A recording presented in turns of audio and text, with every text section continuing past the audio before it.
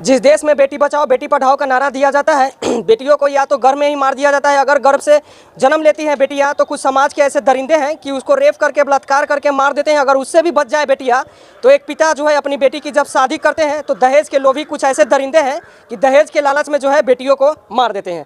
अभी हम जिस परिवार के पास आए हुए हैं ये मुजफ्फरपुर डिस्ट्रिक्ट में है और इनकी बेटी की महज 15 महीने पहले शादी हुई थी। 15 महीने पहले शादी हुई थी। एक पिता के ऊपर उस शादी में कितना खर्च होता है आप लोग भली भांति जानते होंगे। कोई ना कोई पिता है, हर किसी के घर में बेटी होगी और हर पिता चाहता है कि मेरी बच्ची का शादी जो है बहुत अच्छे परिवार में हो और मेरी बेटी जो है सुखी संपन्न से पूरी ज़िंदगी जिए। इसके चक्कर में जो है एक पिता इतना खर्च कर देता है, खर्च में कुछ कर्ज भी हो जाता है। कर्ज के दबे परिवार अभी कर्ज सधा ही नहीं है, लेकिन उसके पिता का जो है बेटी का अर्थ ही उठ जाता है।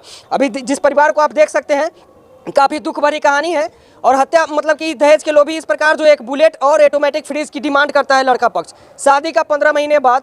और उसके बाद जो है एक पिता को पता चलता है, एक दिन पहले उनकी बेटी से बातचीत होती है, दूसरे दिन ये पता चलता है कि अब उनकी बेटी जो है इस दुनिया में नहीं रही। क्या नाम हुआ अंकल आपका?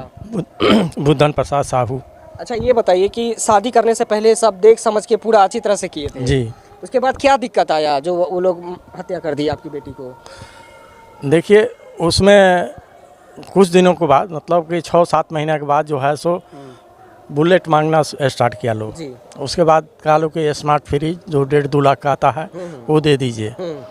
फिर उसके बाद कहता है लोग कि हर्षिका को कहता है लोग कि मम्मी पापा से 4 लाख रुपया मांगो, गाड़ी कर लेना है।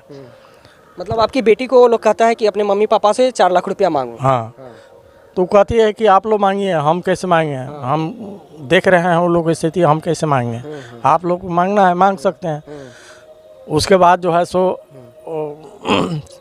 बार बार हम लोग पूछते थे कोई दिक्कत हो तो बताओ, कुछ नहीं बोलती थी।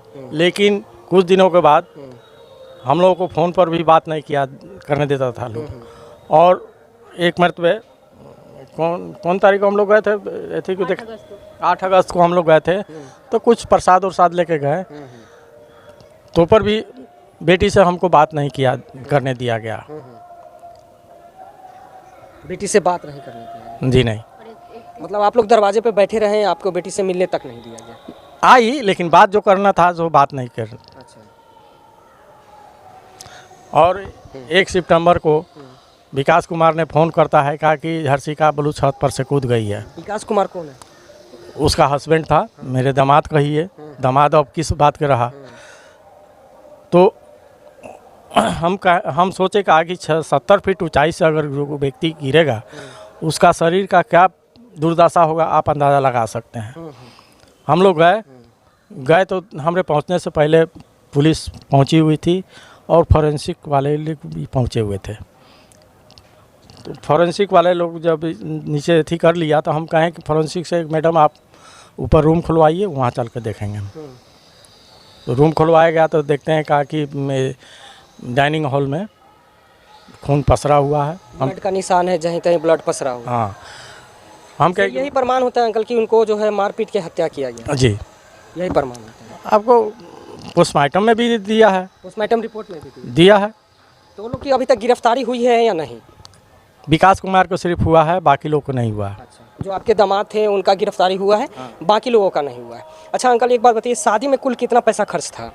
मोटा मोटी 25 लाख रुपया। 25 लाख खर्च था? 20 लाख तो दहेज ही दिए थे ना। 20 लाख दहेज? जी 20 लाख दहेज, 6 लाख का गहना और बाकी सारा सामान जो जरूरत का होता है सब चीज़ दिया गया। पलंग, गोदरेज, ड्रेसिंग टेबल, बर्तन, सारा चीज़ दिया गया था। शादी एक बैंकेट हॉल में किया गया था। आप सोच सकते हैं कि कितना खर्चा होता है बैंकेट हॉल का, और वो सारा हमारे पे था।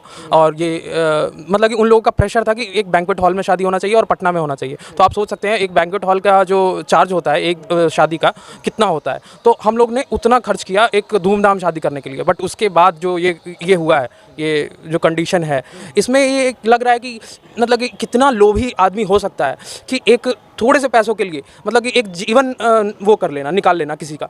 तो इससे मतलब कि एक समाज को भी वो होना चाहिए कि ऐसे लोगों को एकदम सख्त से सख्त सज़ा मिलना चाहिए, और पुलिस को भी एकदम वो होना चाहिए कि ऐसे जो केस हैं ये वापस ना आए।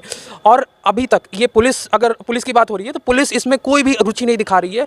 हम इतना गुहार लगा रहे हैं कि गिरफ्तारी हो, मगर इसमें हो नहीं पा रहे हैं क्योंकि उधर से भी प्रेशर आ रहा है। पता नहीं ये कैसा प्रेशर है, बट ये उन पे पुलिस पे लग रहा है कि प्रेशर आ रहा है, इसलिए ये रुचि नहीं दिखा रहे हैं। हम केस के आईओ और गोपालपुर थाना के थाना प्रभारी से हमेशा रोज पूछ रहे हैं क्या प्रोग्रेस है, बट वो टाल मटोल कर रहे हैं। और हम इसके डीएसपी साहब और एसपी साहब पे भी पूछ रहे हैं, बट वो भी मना कर रहे हैं। तो ये सोच सकते हैं कि कैसा ये मतलब कि जो न्याय व्यवस्था है ये कैसा है। मतलब प्रशासन की तरफ से किसी भी प्रकार का सपोर्ट आप लोग को नहीं मिला? नहीं, बिल्कुल नहीं सपोर्ट, मतलब कि एक % का भी सपोर्ट नहीं है, ये कह सकते हैं। क्योंकि अगर सपोर्ट होता तो घटना के 35 दिन बाद सबका गिरफ्तारी हो जाता और ये फास्ट ट्रायल में होता, बट 35 दिन में कुछ आप देख ही रहे हैं, कुछ हुआ नहीं। मतलब 35 डेज हो चुका है। जी 35 डेज हो चुका है। 1 तारीख की घटना थी और आज 5 अक्टूबर है। धमकी किनके द्वारा मिल रही है? धमकी मतलब किसी अननोन पर्सन से मिल रहा है। क्या कह रहा है वो बोल रहे हैं कि आप अपना मतलब कि जो केस किए हैं झूठा फ्रॉड केस है, इस केस को उठा लीजिए, नहीं तो बाकी जो सदस्य हैं उनको भी जान से मार देंगे। ऐसा बोल रहे हो? बोल रहे हैं वो लोग। जब भाई ने बोला कि आपका बात रिकॉर्ड किया जा रहा है तो बोला कि ठीक है रखो। उसके बाद उन लोगों ने फ़ोन काट दिया। उसके बाद से उन लोगों ने फ़ोन नहीं किया है। तो फिर उस ऑडियो क्लिप को प्रशासन को सुनवाएं आप लोग? जी सुनवाएं, और मगर उसमें भी उन्होंने रुचि नहीं दिखाई। हमने 2 तारीख को आईओ, केस के आईओ और थाना प्रभारी और एसपी साहब को ये हमने फॉरवर्ड किया, बट अभी देख ही रहे हैं उन्होंने 1% का भी वो इम्प्रूवमेंट नहीं दिख रहा है। 2 अक्टूबर को हमें धमकी बड़ा फ़ोन आया कि मतलब केस उठा लो, नहीं तो पूरे परिवार को समाप्त कर दिया जाएगा। तो ऐसा धमकी आ रहा है, देख रही हैं आप। देखिए, एक भाई के ऊपर, एक बहन के ऊपर, एक माता के ऊपर, एक पिता के ऊपर, एक माता को अपनी बच्ची खो जाने का गम और एक भाई को अपने बहन खो जाने का गम, ये कितना बड़ा हो सकता है आप लोग भली भांति समझ सकते हैं। और उसमें भी अगर बिहार की प्रशासन अगर उसमें भी एक्टिव ना हो तो और कितना बड़ा बात हो सकता है ये लोग के लिए, आप समझ सकते हैं। जिनका एक बेटी खो गया हो, एक भाई का एक बहन खो गया हो, और फिर भी जो है प्रशासन अभी तक कान में तेल डाल के सोई हुई है और उसमें किसी भी प्रकार का एक्टिवेशन वो दिखा नहीं रहे। जिस तरह से कार्रवाई होना चाहिए था, अपराधी जो है खुलेआम घूम रहे हैं सड़कों पे, लेकिन अभी तक वो लोग गिरफ्तार नहीं हो रहे हैं। और लड़की के जो माता है, पिता है, भाई है, बहन है, सब लोग न्याय की गुहार लगा रहे हैं, लेकिन कहीं से अभी तक ये लोग को न्याय नहीं मिल पाया है। अभी तक शादी में किया गया खर्च जो पैसा है उसमें भी कर्ज है, अभी कर्ज सधा ही नहीं है, लेकिन पता चलता है कि इनकी बेटी की अर्थी उठ चुकी है। वैसे में इनकी माता जी क्या कहना चाहेंगे प्रशासन से? माता जी, प्रशासन से क्या कहना चाहिएगा? क्या कहें, हम तो यही कहेंगे कि किसी के बेटी के साथ ऐसा नहीं घटना घटे। हमारी बेटी तो चली गई, माने किसी के बेटी के साथ ऐसा घटना ना घटे। करने वाला के सजाए होके और ओकरा हमारी बेटी के अन्याय मिले। लास्ट टाइम अपनी बेटी से कब बात हुआ था? 30 तारीख के।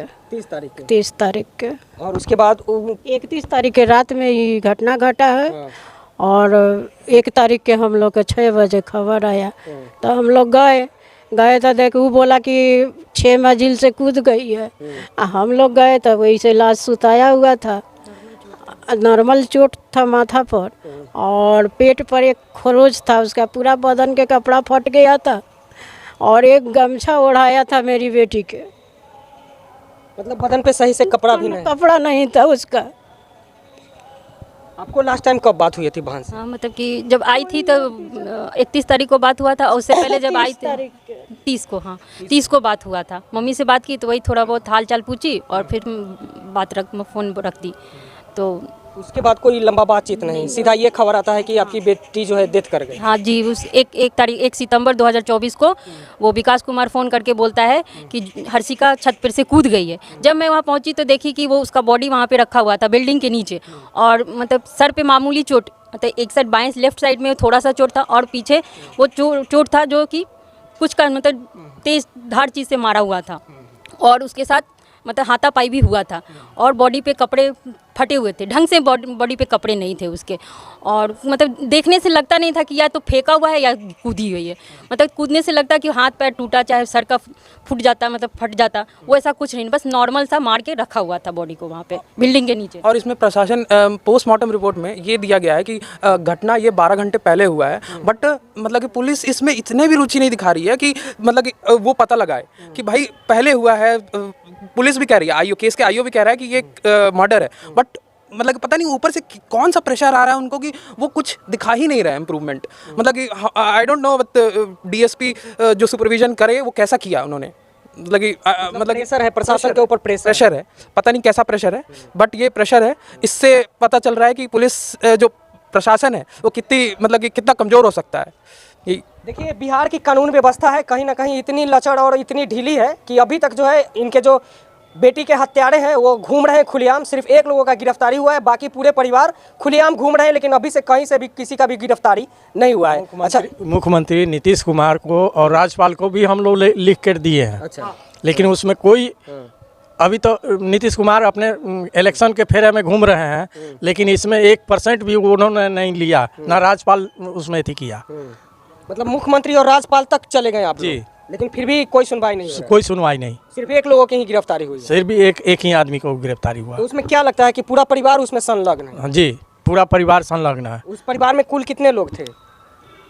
उसका 2 ननद था, 2 नंदोसी, एक माता पिता और एक विकास कुमार। और उसका कोई भाई और नहीं? नहीं, वो लड़का अकेला था। आप लोग इसीलिए सोचे कि शॉर्ट परिवार है, अब भाई में अकेला है, इस घर में हम अपनी बच्ची को शादी कर देंगे तो सुखी रहेगी जीवन सुखी भर। रहेगी। हाँ, लेकिन अब कैसा लग रहा है? अब तो बेटी ही चली गई अंकल आपका। अब हम तो जब भी याद आता है तो हम रोते हैं बैठकर, क्या कहें। देखिए, एक पिता के ऊपर, एक माता के ऊपर क्या बीत रहा होगा जब उसकी बेटी ही नहीं रही दुनिया में।